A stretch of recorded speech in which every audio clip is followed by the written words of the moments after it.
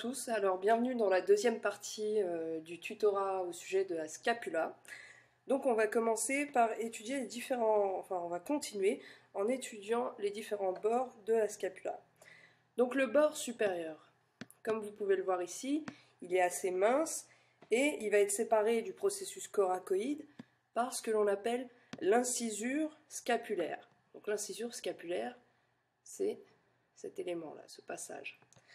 Cette incisure va accueillir près d'elle l'insertion du muscle homoyoïdien.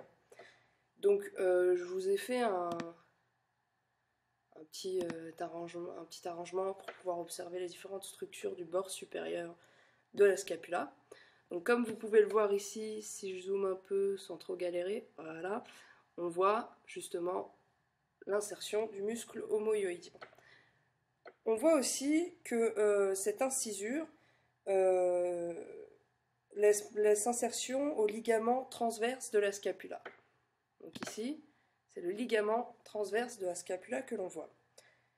Donc dans cette incisure vont passer l'artère suprascapulaire et le nerf suprascapulaire, et ces deux éléments, qui sont l'artère et le nerf suprascapulaire, vont être séparés par le ligament transverse de la scapula, comme vous pouvez le voir ici. Donc, je vais dézoomer un peu. Donc, voilà les éléments pour le bord supérieur de la scapula. L'insertion du muscle homoyoïdien près de l'incisure scapulaire, voilà, le ligament, l'artère suprascapulaire et le nerf suprascapulaire. Maintenant, on va passer au bord médial. D'abord, on va repasser à la scapula.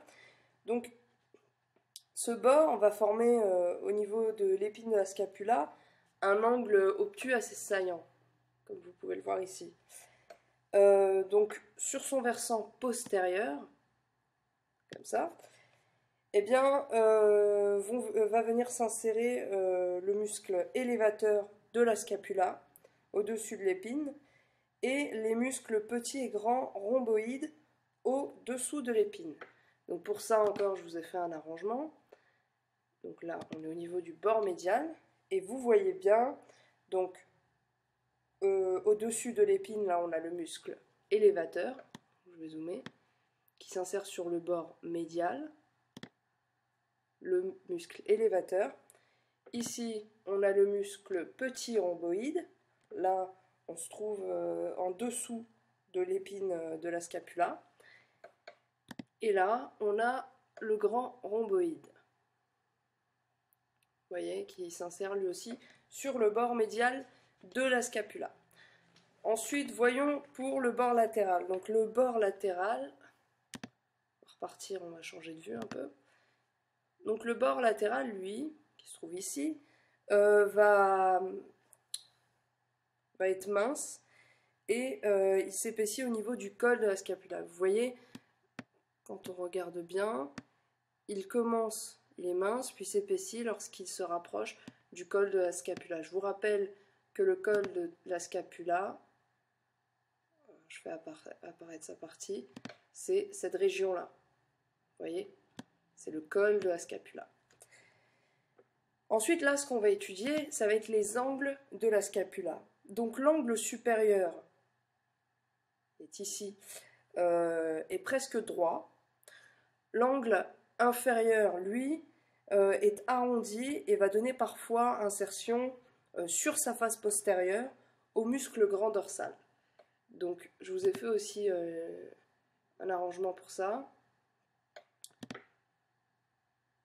Vous voyez, ça dépend. Parfois, ce muscle peut s'insérer sur la face postérieure de l'angle inférieur de la scapula.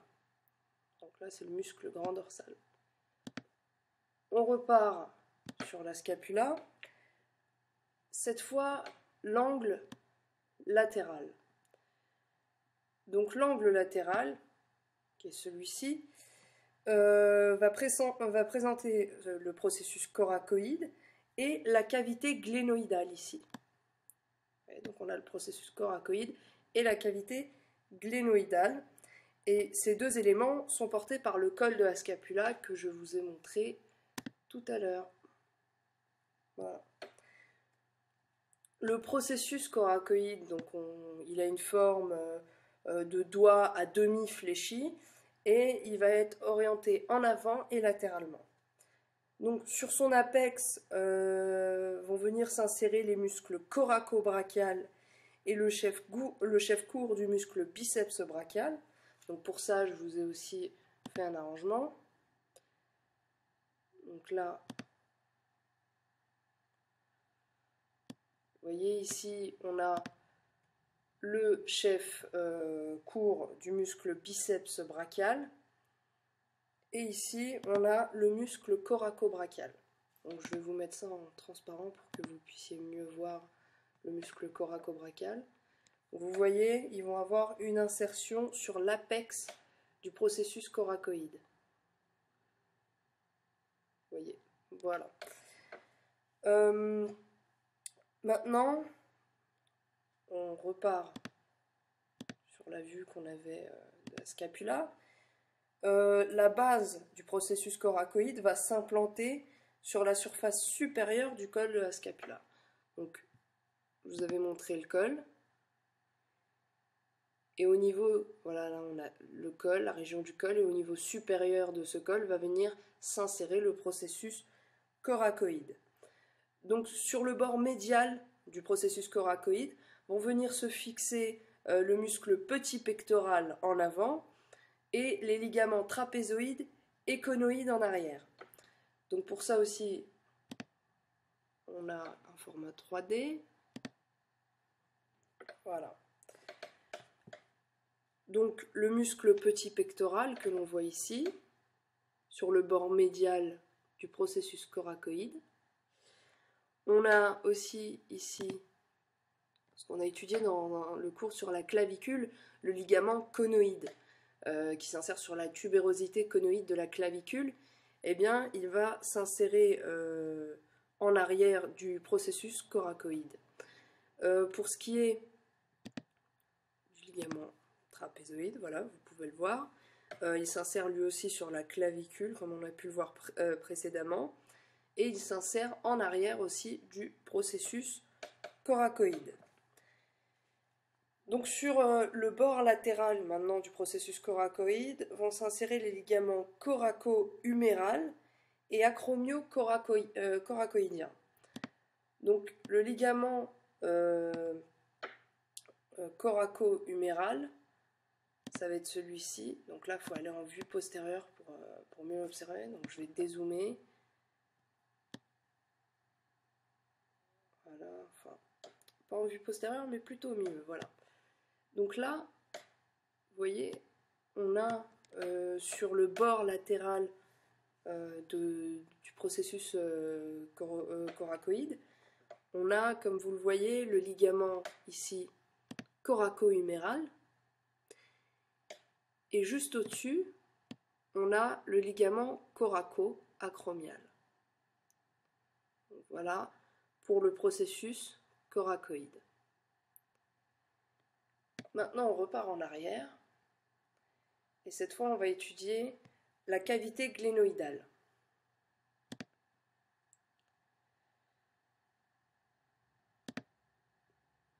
Non, toutes mes excuses, je vais vous montrer ça après plutôt.